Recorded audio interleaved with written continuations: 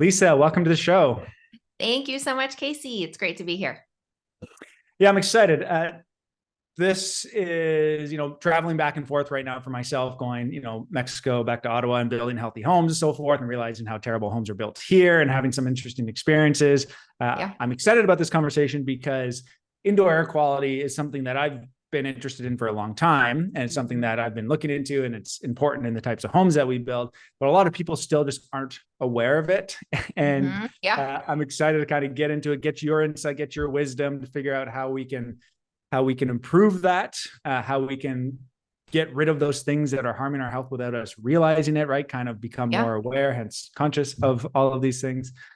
So anyways, lots of questions. But before we get into that, I'd love to know, share a little bit about your story, why you got into this type of work originally. Okay. Well, I actually set out to become an interior designer, went to college for that, was working in the corporate America as an interior designer. And everything was great, making homes look beautiful. As I say, that was the end goal, right? Just as long as the house looked beautiful. Until I moved in, I was engaged to Ron, my now husband, and moved into a newly remodeled little beach cottage. It was in Southern California. And they had gutted this place and it was new everything. So, new paint, new carpet, new flooring, new vinyl windows, new formaldehyde laden kitchen cabinets, new laminate counters, new fireplace, you name it, carpet sealants on the floors. And I was working and living in this house. And so I also was like around a lot of electromagnetic radiation on top of all of these new building products. And the house, like I was just there all the time. And so I got really, really sick really quick after moving in there. And at that point, I thought it was really healthy. Like a lot of people listening who are probably thinking, I work out, I did yoga every day.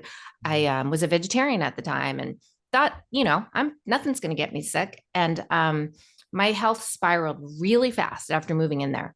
I went to 12 different doctors, everything from endocrinologists to MDs to NDs to acupuncture, you name it. And none of them knew. They knew I was having all these problems. I was having edema. I was chronically fatigued. I stopped menstruating, hormonal havoc. I was so incredibly tired and lowered immunity that it was just a struggle just to get up and get on with the day. And I just felt terrible all the time. And so after visiting all of these doctors, they kind of looked at me and said, yeah, we know you're having these issues, but we don't know why. And this went on and on. Sometimes I'd leave with like bags and bags of supplements because I was trying to go to the very alternative natural route. But as that didn't sort of work, then it went to, well, hey, we're going to give you this, we're going to give you this. And I got to the point where I was so depressed. One doctor said, I cried in her office because she said, I don't know. I don't know what's causing this. And I cried and she said, but I can give you a prescription for an antidepressant. Like I wasn't a depressed person at all. And just because I cried, the Western medical, Take a world pill. that we live in that wants to just give you a quick band-aid for things that aren't really the root cause. And so I stumbled across in like a natural home magazine an ad for Baubiology. Bau in German is building. So it's building biology and it's the study of how buildings affect your health and the environment. And I was really intrigued and I started reading and researching and took one of their very first certification courses. And as I did that, light bulbs just were going off. Like, what? This particular material in my home off gases this chemical that's linked exactly to the symptoms I'm having. And I started connecting all the dots and realized that my whole life was really toxic and I didn't know it, meaning my skincare, my cleaning products, the air I was breathing, the water, electromagnetic radiation, all of that. And so I had to completely clean up my life and do a 180. And it took about a year of cleaning up my life because I did it in baby steps. It's a lot, right? When you're learning all that. And by the end of the year, my health was so much better than when I had even started. And my energy was just incredible. And my husband and I looked at each other and said, oh my God, people have no idea. They have no idea their environments where we spend 90% of our time where our indoor air is highly polluted, more polluted than the outdoor air.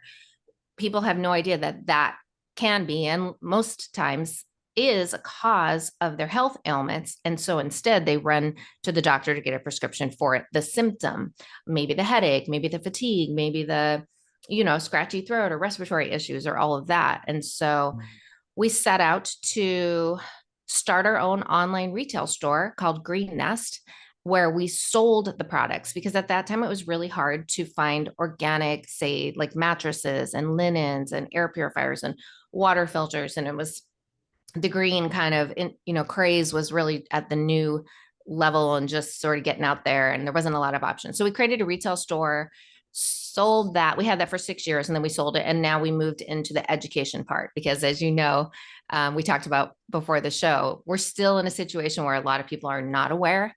So awareness is so key. We've published 2 books. We've been on 24 national shows, TV shows. We've got a podcast as well. And now we run and Lisa, where we educate consumers with over 1,000 articles of free content to help people understand how to create a non-toxic home and work environment. Yeah, it's pretty wild how much toxins come into our homes when we really start looking at it. Did Ron have any? Ron's your husband, correct? Yes, Ron's my husband. It's interesting. He did not. Now, he wasn't working in the house. So, and it was really, we were engaged. So I was living there by myself before we got married. So I was living there and working there. So he was not there enough. Number 2, and one thing I've learned is women will tend to have symptoms first because, well, we are more exposed to chemicals through our personal care, and maybe we're in charge of cleaning and this and that. And women have more body fat percentage, and toxins are stored in your fat. And so we can tend to show symptoms where maybe a male wouldn't. Now, that's not like cut and dry. Obviously, a lot of that has to do with your background and your exposures growing up. But typically, women will be kind of the canaries in the coal mine and start to feel the symptoms first. It's like a superhuman power. Right? That women's intuition. Like, thanks. Another thing we get. Yeah. So I got a few questions here. Let's start with the Baubiologist. So that is something I'd never heard of until we started chatting before I hit record. Right. So is that like an official program that you can take through university, or is this separate from that? Is there like degrees for it? And I'm just surprised I've never heard. I am shocked you've never heard of it. Yeah, I'm shocked. It's also like building scientists, right? But I've never heard of like a building biologist. Oh, yeah, you're going to love it. It's an incredible organization. It was started in Germany. If you go to Germany and you talk, it's very commonplace there. People are very familiar with it there. And a man named Helmut Z brought it to the United States, I believe in the 70s, but I'm not positive of the date on that. And so I would say it's still kind of niche here, but it's gaining so much popularity because a big component of biobiology is electromagnetic radiation.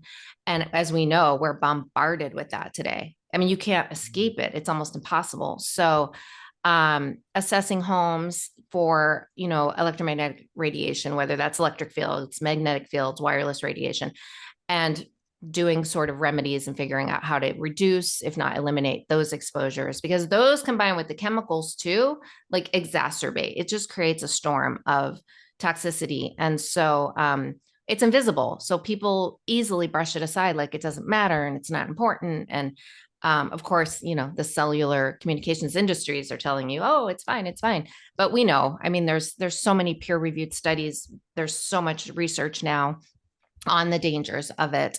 So building biology addresses the health of the home, but this is a big component of it. So like indoor air, water. That's probably why I've never heard of it, right? It's just because it goes against so many companies and what they're doing. Yeah, exactly. Yeah, exactly.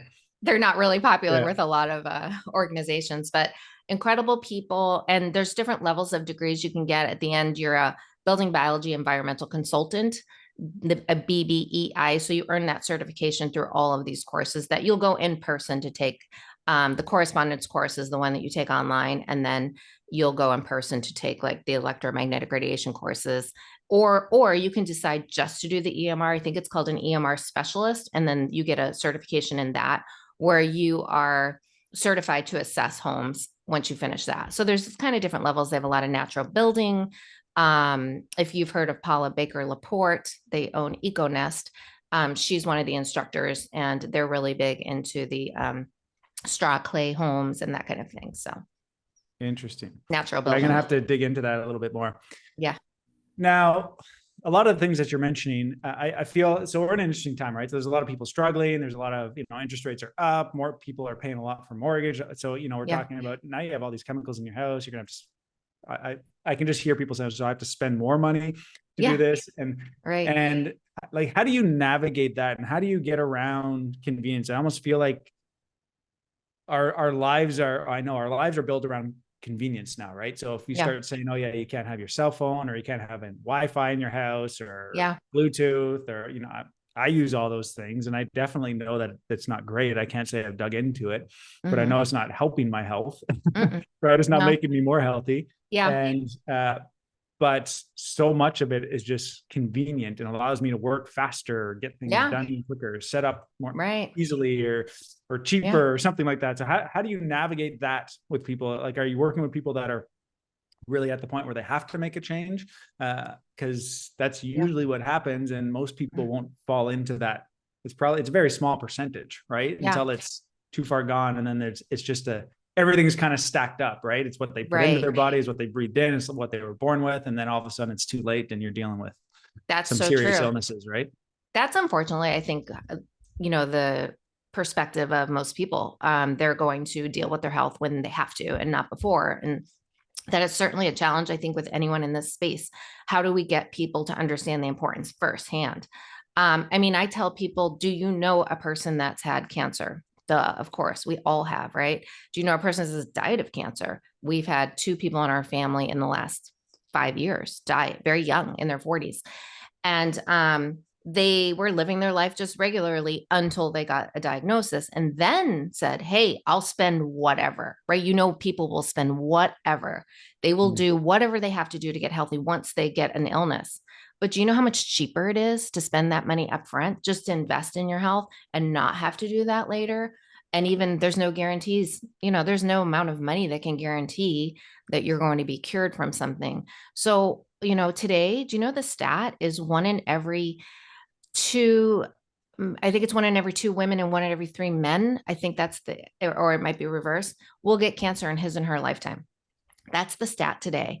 So cancer is a big part of this, because we know electromagnetic radiation is linked to that. We know all these chemicals that, you're very familiar with, VOCs, that are in all of our building products and in even our personal care products, whether it's benzene or formaldehyde or whatever. There's cancer causing chemicals that are legally allowed to be sold, and you bring them into your home, flame retardants, goes on and on. And PFAS now, right? PFAS is just everywhere. PFAS is everywhere. What's that? Which one? PFAS? I can't. Oh, perfluoroalkyl substances. It's the PFAS. It's the chemical that they used in nonstick cookware, that, DuPont's been sued for, and everyone's been sued. And PFAS is a class of chemicals that makes products stain resistant, water resistant, and grease resistant. So it could be anything from a topical treatment on your carpet. It could be anything waterproof, Gore-Tex, name brands that you would know. And then cookware is like one of the big things. But this PFAS is showing up in water across the entire country. It's showing up in breast milk. I think it's 98% of people that are tested have PFAS in their system. And so this is like a huge epidemic that's going on right now, because the EPA and these organizations don't even have the resources to clean up this PFAS. It's gotten really out of control. We've done podcasts on it. So chemicals are coming in faster than we're detoxifying them. Our bodies haven't really caught up with the speed of technology and the speed of the way the chemicals get introduced. And as you know, the chemicals go through testing from the manufacturer, not from the EPA. They've tested less than 200 of the 80,000 chemicals that are in use, or that are registered, actually. And so how can we not get sick? How can we not get sick when we're getting all these chemicals on a daily basis, and we're not aware, and we're not making healthier choices? And breast cancer rates today are 1 in 8 women. Autism rates are 1 in 30. And if you look at the graphs, it's skyrocketing. These are just a few of the illnesses. So getting people to pay attention isn't easy. But like for instance, before we started filtering our water, we were buying bottled water like everybody else, like every other American, like bottled water craze. And thought we were buying good electrolyte enhanced, spending this extra money. Well, the bottled water is not that good because you're still getting the plastic, exposures, even if they use a good treatment like reverse osmosis. Just from switching, we have a reverse osmosis at home now, just from switching to that, like in the first year, I think we saved $1,800 and this 1,500 and then 1,800. And then, so if you can show people that not only is it better for your health, but you will be saving money in the long run from whatever that is, whether that's an illness or just your investment once it pays itself off, return on investment. Yeah. And what's your health worth to you? What's your health worth? Yeah. And a lot of people, if they don't have problems, well, they're like, well, I just can't afford to do it right now. Right. So, but you'd think that, like, I would say, like, even with the water example, a lot of people, oh gosh, I've got to spend, like the reverse osmosis system that we use was, I say $600. That's not a very big investment when you think of how much, if you're being honest with yourself, how much are you really spending on your bottled water? Add that up, you'll be shocked. So your $600 investment, will pay itself off, and then you'll be saving money. Now, I think that one, my wife and I were just talking about this. So we do a lot. So a lot of our focus is on getting heavy metals out of our bodies, right? Which is most chemicals to some extent are metals, and they get passed down for generations and so forth, stuff that I'm sure you know. Yeah. And so like a lot of what we eat is to get rid of those heavy metals, knowing that we're constantly breathing them in, especially because I'm doing a lot more traveling these days. Right. And we're living in homes that I'm not building. My team's not building, which I'd love to do. So hopefully we get that sorted out. But we spend quite a bit on taking care of our health. To us, that's kind of an insurance policy. But we were talking specifically about water, and we're like, why is it so easy for people to just switch water or put time in, or be willing to spend money on cleaner water, even if they have clean water? And I think it's because it's already a part of their lives, right? They don't have to change anything. All they're doing is kind of adding something in there that's already there. And in your case, it's actually saving them money. Right. Whereas if you start to say, no, you shouldn't buy that couch or those pillows or things like that, or use that paint, or stop using your cell phone, that is almost like you're taking stuff away and adding something, which makes it a little more difficult, I find, to actually get that habit change, right? Because that's ultimately what we have to do, is we have to create a new habit that we feel good about. There's a quote that I love. It's change takes a fierce kind of love for yourself, but it is possible. And I think that's true. Change is hard no matter what. And we all naturally resist change, but getting comfortable with change is a big part. I think even of like a spiritual practice, like understanding that that's growth. That's what we're here to do. We're here to expand and grow and live out of your comfort zone, right? Because you're really not living if you're always in your comfort zone. And getting used to change so that it doesn't feel so, bad, that you understand that you're doing something so good for you in those things. And you're right. And I think as we see more and more manufacturers making healthier products and there's more availability, it is making it easier for people, because you can go on Amazon. We have an online store, Healthy Home Authorities. And a lot of it links to Amazon products, and like, you'd be shocked, like how much healthy stuff you can get now. Like, boom, you can get it delivered to your door the next day. Like, we don't have to go out shopping and find that perfect little special retail store anymore. Yeah. Agreed. There's a lot of options. Yes. So many more. Like we were talking about fragrance, synthetic fragrance is a really big pollutant, because whether it's an air freshener, a cologne, or a perfume, or everything is scented now. Trash bags are scented, candles are scented. We get so much fragrance exposure.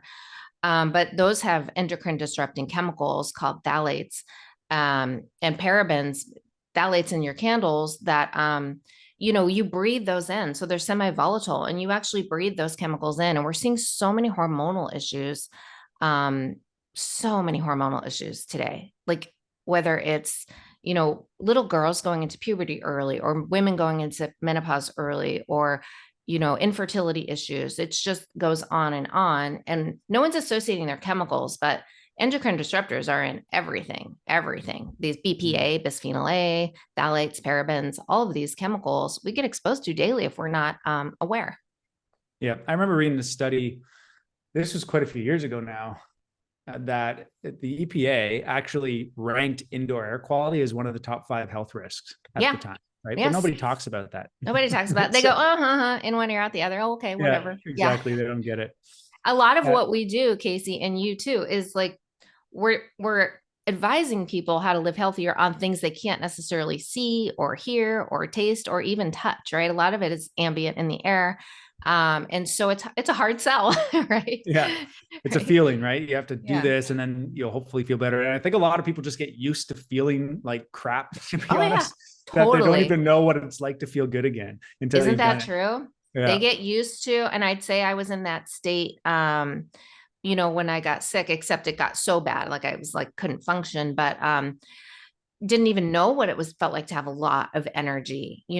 I just used like a flat line, and then when I cleaned up my environment and my health and I was like bouncing off the wall, I was like, oh, this is how you're supposed to feel, because you get used to feeling bad in today's society. You eat something bad for you and you feel like, you don't feel good after. Well, that's a sign that maybe you shouldn't be eating that, Yeah, exactly. But then there's a whole other level of addiction that comes in there. But anyway, yeah, I still like my coffee, even though I shouldn't be drinking it. So I know I go back and forth. I drink it and then I don't. And then I'm the same way. I say, as long as you get the mold-free organic coffee, which is what we only drink, I think you're good. Because I think a lot of the negative studies on coffee are really a lot about the pesticides. Coffee is heavily contaminated with mold, heavily. So yeah, I didn't know that about coffee, but I knew that about peanuts. Peanuts are full of mold. That's a good segue though, because my next question was going to be mold. And that's something that a lot of people, actually, I was just having a conversation with some friends over the weekend, and they were just dealing with a house that they were taking over from the family. And what ended up happening is that they moved into the house and they ran into issues, and they actually work in the field. The wife actually works with children who have cancer, because they had to go through like the worst thing ever as a parent, right? So they actually have a son. He's good now. He's been cancer-free for 5 years. Yeah. But now she helps people deal with that, because they didn't want to deal with all the chemicals. So they did a lot of natural things. And what I didn't realize is you're not allowed to actually deny treatment in the US. They'll actually take your children away from you. If your children has cancer and you don't want them to go through chemotherapy, for example, you have to put them through it, or else they'll actually take the child away from you, which is crazy. I didn't know about that. I never heard that. I haven't looked into it, but this is coming to me from a mother who's had to go through it. So she left. Did she leave the US? No, well, they had to do it. Now they have left the US, but they stayed in the US for all of that treatment. They had insurance and so forth. But what she did and what she does is works with children and their parents, and on how to counteract the bad side effects that comes with that. Right. So she's with the chemo and all of that. Yeah. So she's very aware. So I'm giving you a little bit of a story. So they're very aware of like health in their home and indoor air quality and how that affects her, because they're dealing with some obviously issues right there. So what happened is they moved into this family home and they started to have all these symptoms again. And they started to do some investigation, and they found mold throughout the entire house. And the family was super upset, because now the house value has gone down, and they're like, we can't move into this house. So now they're like had they bought the house? Well, they were going to take it over from the family, because it was like the parents owned it and then they were going to buy from the family. But now they're like, we can't take it in this state. And now they've kind of been shunned to some extent. But all that to say is, like, mold is a serious issue. And I had another conversation with somebody 2 weeks ago, single mom, bought this house, had all these, started having health issues. Her and her kids didn't know what it was. All of a sudden she's had like over $200,000 worth of mold remediation. Yeah. It can add up. So, and so mold, so I guess, like, how do you know if you have mold issues? Like, what can you do about it? How can people look into this before they buy a house, for example, right? These are serious issues that people might be living with, and maybe they're sick because of mold and they don't even know it. Right. All the time. It happens so often. People, because the symptoms of mold are very vast, and we all react differently to all kinds of biological and or chemical exposures. So, it can be as simple as headaches to respiratory, like more allergy type symptoms, watery eyes, scratchy throat, respiratory, to full on like you know, if you've got a really toxic mold and you have a lot of it, you're gonna, I mean, I have a client who was incapacitated. I mean, she couldn't even, she was a scientist and had to leave her career and actually had to go to a treatment center where she worked with an environmental MD and stayed in a clean, like a clean house. Like that, it has to be, when these people get so severe, they have to be away from anything because their systems get so toxic overload that even the slightest little thing will set them off, right? Whether it's just the smell of gasoline or a cigarette or something. And so there are centers around the world that do treat that kind of situation, but they're get really, really expensive. And not everybody has $50,000 to drop on something like that. Insurance isn't covering that. But for the average person who's like, hey, you know, I think I have mold in my house, you know, always trust your gut, always trust your intuition, because, you know, like even with health, these health things that we were talking about, you know, the musty smell, you're not always going to see mold because mold is smart and it likes damp, dark, moist environments. So a lot of times mold will grow under floorboards or behind walls or behind your kitchen cabinets, and you might not see it until it's full blown bad. And maybe, I mean, Ron and I have tested homes where they suspected something was wrong. They didn't know what it was. Everyone was kind of having respiratory issues. You saw just a tiny bit of a little moisture ring on the wall near the washer and dryer. Take the samples, send them to the lab, and find out it's full blown Stachybotrys, the most toxic black mold, infiltrating the entire house. The family had to immediately move out of the house. That's how toxic it was.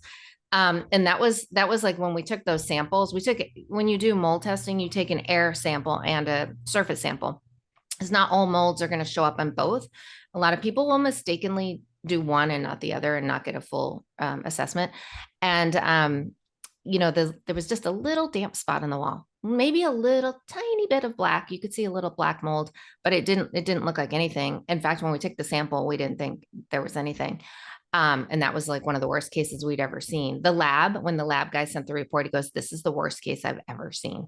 And the mom, going back to like, do the women get sometimes the symptoms first? She was full blown like sick. Her husband was fine. She said she got to the point where everyone thought she was crazy because she was like, no, I'm really not. Something's going on. Something's going on. Her kids were having respiratory issues, but she was starting to feel like she was going crazy because her husband was like, well, I'm fine. Sure enough, she was right. She trusted her gut and did the testing. Now, you don't have to spend a boatload on mold testing. There are so many great tests that you can do just as a regular homeowner yourself. We have links to those in our store. Actually, we have a lot of really great tests that everything from, and I'm going to give a shout out to our friends at Got Mold. They actually have a kit they'll send you that collects an air sample, and then you send it back to their lab.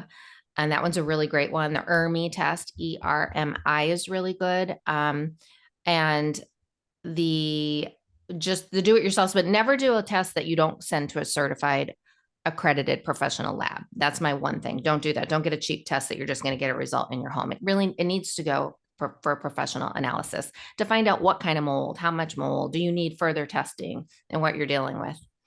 Right. Is that possible? I'm assuming that's just the US though. Well, can they do other countries? Or do you know that's a good question. I think every lab would be different. Yeah, I'm sure. Right. Like I think Got Mold, they probably would be international because you're I don't know. Yeah, we'd have to find that out. I know that start with your own test before you know, unless you're in a really severe situation and you know something's going on. If you know something, they say if your mold problem is less than 10 square feet, you can handle the remediation.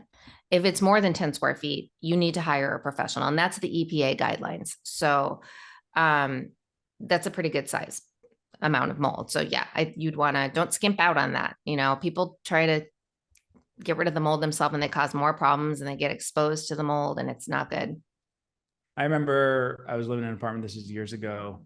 I was living with my younger brother, and there was mold on the windows. Like it was PVC windows, but because there's no good airflow, it was just the moisture would build up on the window, it'd sit there, and then eventually just turn over mold. And I'm like, I gotta clean this. So I went and like cleaned all the windows in the apartment one day, and then I had like this chronic cough that I couldn't get rid of. and I couldn't sleep in my bedroom for over a week because that's where it was worse. So I had to sleep out on the couch. Oh, And it was instant. I'd walk into the room and I'd start coughing. It was crazy. So I had to like right. leave the window open, like wait, I think it was at least a week before I could go back in. Yeah. And I didn't know at the time. I'm like, it's mold. I'm just going to clean it up. Right. Yeah, exactly. And Right. And especially like in bathrooms, like we don't, yeah, we're used to that. And that is normal, like your typical mildew. But if it's common sense things that you can do, like you have to ventilate your bathroom. You either like by code, right? Casey, don't you either have to have a vent or a window, right? There has to be I guess depends according on where you're building, but yes, in Mexico, no. But Mexico, yeah, anything goes. yeah. And that's a big thing on what we talk about is like, you don't, this is the one thing I always ask people. I ask people, I'm like, do you think that your house needs to breathe? And most people say yes. And then I say, technically you're correct, but we don't want it to breathe like our walls are breathing. Well, we don't want the walls to leak. We want to breathe like our lungs breathe, right? We want to control it and filter the air that coming and going and block all the air. We don't want to breathe through our skin. So that's right. Yeah, exactly. Are you into ERVs? Is that something that you like? Yeah, 100%. And even a lot of HVAC and where we're building still say don't use ERVs. They're no good in our climate because of the cold weather that we get in the winter. And we're like, no, they're maybe when originally they came out, but anyway, there's still some education. There's an education gap there. Right. But yeah, every house that we build or renovate, we're building it as airtight as possible. Renovations are different, depends on the scope of work, obviously. Build as airtight as possible, make sure our walls are permeable, but not like leaking. And then we put a fresh air system, which in our climate would be an ERV. In Mexico, they don't have anything. It would be an ERV here as well because it's so humid, depending on where you are in Mexico, right? But where we are, it's humid. But you don't have any of that here. And even this place that we're in right now, it's a new place, but you could just smell like chemicals. So like we air it out all day, every day. And then we just run the AC to sleep, and it's gotten better, but it's still, we just have fans running 24/7. And I'm like, I got to start building houses here as soon as possible. Yes, quickly. Only so many hours a day. Yeah. And getting those portable air purifiers. I mean, I'm like you, I'm obsessed with indoor air quality as well. And I think it's one of the greatest. When Ron and I were dating and it was my birthday, and during all this, he says, what do you want for your birthday? I'm like, earrings, a ring. I said, an air purifier. I want an air purifier. Really, what did they say? The greatest wealth is health.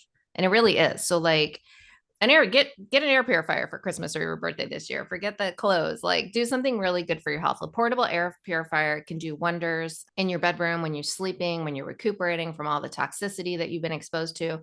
And it will help, absorb those biological and those chemical contaminants that are in your home. And studies have come out and shown the average home has 400 chemicals. Crazy. And they're just always introducing new chemicals too, right? Always. So they're just like, they approve them like, boom, boom. Oh, you said it's safe. Okay, boom. We'll pull that from the shelves later after there's 200 lawsuits and cancer cases. Oh, oops. Now we'll pull that from the market. Glyphosate, perfect example, and Roundup, and that's not even pulled, but there's lawsuits galore, right? We know it's causing all these cancers. Yeah. Do they, those air purifiers, I don't think they work for mold though, if I'm not mistaken. Oh yeah. They'll absorb mold spores. Yeah. Well, you have to have a true medical grade HEPA filtration. And even now the air purifiers have gotten so good that they'll use filtration that's hyper HEPA, or that's one company's brand, hyper HEPA, but where they'll filter down to 0.0003 microns, where like your typical HEPA filter will filter down to 0.3 microns or larger, but a hyper HEPA will go to 0.00. 2 zeros or 3. I think it's 3. Anyway, so small. It's capturing the smallest gas, the gaseous forms of chemicals that are permeating. So, with an air purifier, what's that? Which air purifiers do you recommend for portable? We have a bunch on our store, and we have lists that we have program. If you join our program, we give you the list of our top 10 air purifiers. Obviously that depends on your price, your square footage of your house, things like that. But in general, like IQ Air is one of our favorite. They are Swiss made. They're one of the number one air purifiers because they do have that hyper HEPA filtration, and they also have a multi-gas filter. You want to target it at a bunch of different ways, right? You need your carbon filtration, you need your hyper HEPA, you might even have UV filtration, things like that. So, and that would also depend a lot on what's your most important thing. Like there's one company, Austin Air, they make a pet machine. It's like the pet air purifier. If you have a lot of pets, that's a really good one because they target pet dander and pet hair and things like that. So those are some of our favorites, but it's one of the greatest investments you can do for your health. And you can start with $100 or you can go up to, over $1,000. It just depends. Right.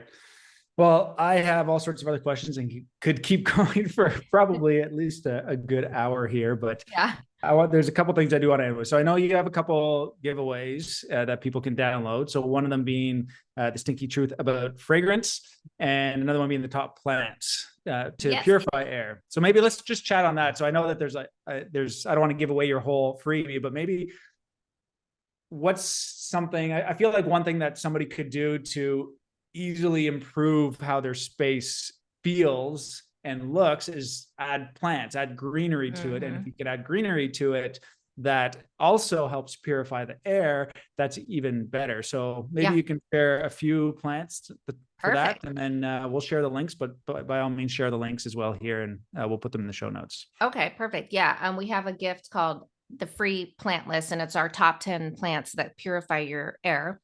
And you can go to bit.ly/free plant list and get that. That's free plant list. And that'll do the top 10 plants. So this list was based on NASA's studies. They were trying to find out if they could get plants to create air, clean air. And they actually found, it was pretty miraculous, they got it down to 50 plants. It's not just any plant. People think it's all plants. No, all plants create oxygen, but these 50 actually remove chemicals like benzene and formaldehyde from your indoor air. And they're like little scrubbers. Now, you do need a lot of them to equal what an air purifier would be. So I wouldn't say pop up 4 plants instead of getting an air purifier. That's not how it works. You could supplement with your air purifier, or you could just have a whole house full of plants. But some of the ones that I love are the Areca palm. There's the English ivy. There's the spider plant is a great one because that's a really hardy plant and very hard to kill if you don't have a green thumb. And then there's also flowering plants. So the Gerber daisy is one that actually is a flowering plant that absorbs these chemicals. And poinsettias at Christmas time are great. They're air scrubbers. You have to keep them in pots because it is the soil. It's the process through pulling in these chemicals and processing it through the soil that actually cleans these toxins. So don't think like a bouquet of flowers is going to work. It has to be in the soil. And so those are a few, but if you want the list, you can go to freeplantlist.com. The spider plant, is that the mother-in-law's tongue? Is that the same one? No, but that's another one. The mother-in-law's tongue is, what is that one called? Oh my gosh, it's one of my favorites. Snake. That's the snake plant. Right. That's what it is. Yeah, it's got pointy, sharp edges like a mother-in-law's tongue. They're all over the place outside here. So we're like, they are? We'll pull them. Yeah. Like we're on a golf course here. They're great. I love them. And pull them out of the ground. And we actually I just pulled them out of the ground and I stuck them in a pot and they actually caught. And then like new plants started coming.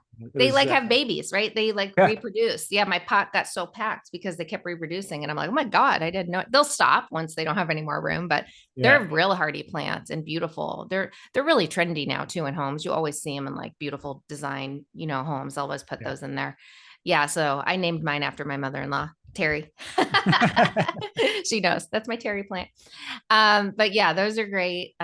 Great housewarming gift. Bring plants instead of a bottle of wine, Yeah, agreed.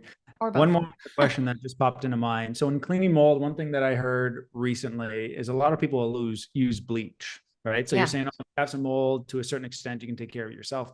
Obviously, bleach is terrible to breathe in as well. But I actually heard that if you clean mold with bleach, the mold will, if you don't obviously address the issue of why it's coming in the first place, it could actually come back even stronger than before. So the recommendation was to clean with peroxide and vinegar. Oh, yeah. Actually, the EPA has a whole 10 steps on how to deal with mold. And they actually say hot soapy water. bleach is caustic. It's toxic. You don't want to be inhaling the bleach. It's not good. And with mold, you have to kill the mold and remove the mold.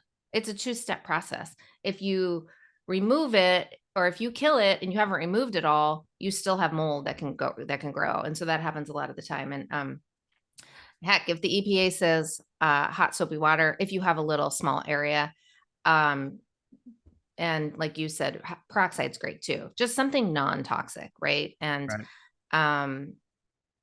yeah. And like I said, if it's a big area, don't do it yourself, no matter what, because you don't want to be breathing that in. And people, like, they don't wear masks when they're dealing with this stuff. You know, if you've seen a mold remediation, they've got everything like barricaded, they've got plastic up, they've got air purifiers in there. It's a process, because you can spread the mold, you can inhale the mold. So you don't want to be doing that. Yeah, it's crazy. We had some issues. One more story here. We had some issues with Airbnbs in Mexico. And one of the places we were staying in had mold in the like the wall mounted mini split units. Like, it was in there. I didn't even realize it, how bad it was. I opened up side. I'm like, yeah, this is full of mold. So we got to get it clean. So the person that came to clean it literally had like bleach and water mixture in a spray bottle. He opened it up and the fan was going, and he just sprayed it. And he was just like, it was all blowing.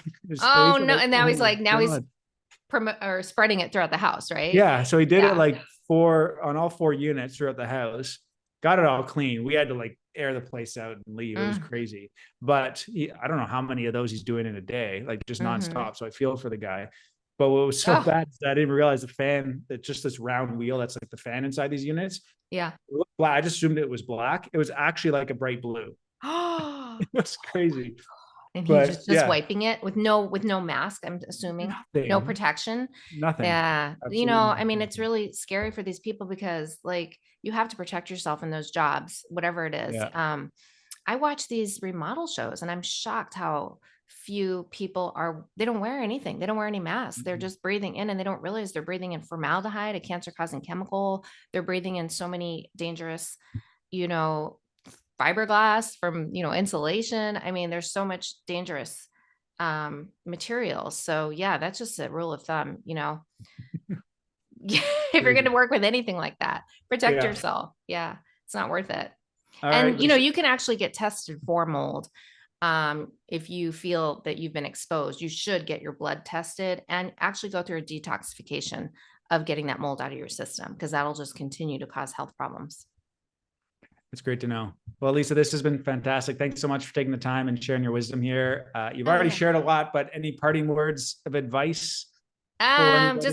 Well, keep doing the great work that you're doing. I'm glad we connected, and love meeting like-minded people like yourself, doing great work in the world. And I would just say the other freebie that we had is it's a guide to eliminate synthetic fragrances in your life. And it's bit.ly, it's kind of long, the stinky truth about fragrance, And in it, we have a chart. For men, these are the non-toxic colognes that we recommend. Women, these are the non-toxic perfumes. So we're not saying don't use them. We're just saying use the non-toxic ones, and you'll learn in this guide all about it. Right. We'll make sure we share those links as well. Okay. And if people want to get a hold of you, where's the best place to go? You can find us at that's A-N-D, ronandlisa.com. And from there, you can read articles, find our podcast, and learn and join our programs. We have online programs as well, digital courses. So amazing. Thank you so much, Lisa. I really appreciate it. Thank you so much. Have a great rest of your day. Did you know that on average, year after year, over the last 10 years, electricity has gone up by 20% across the US? If you live in the US and you want to beat the utility company at their own game, I have partnered with Apricot Solar and Freedom Forever to save you thousands of dollars. Because of high tax incentives and solar decreasing in costs by 50% over the last 10 years, there has never been a better time to add solar to your home. If you're interested in seeing if your home qualifies, you can head to theconsciousbuilder.com/solar. And don't worry if you don't have the money up front. As I mentioned before, there are great financing options that can get you solar for $0 up front. Once again, that's theconsciousbuilder.com/solar. Until next time, I'm Casey Gray, and remember to live consciously.